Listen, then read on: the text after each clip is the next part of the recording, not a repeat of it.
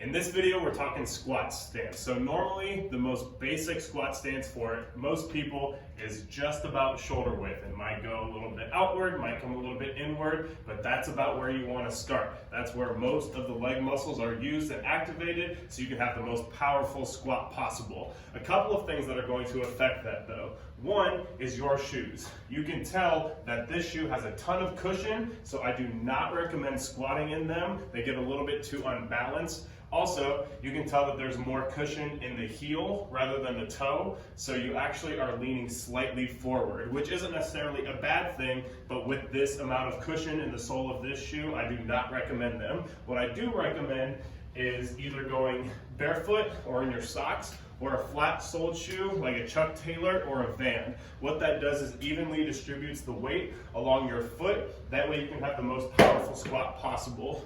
So a couple other things.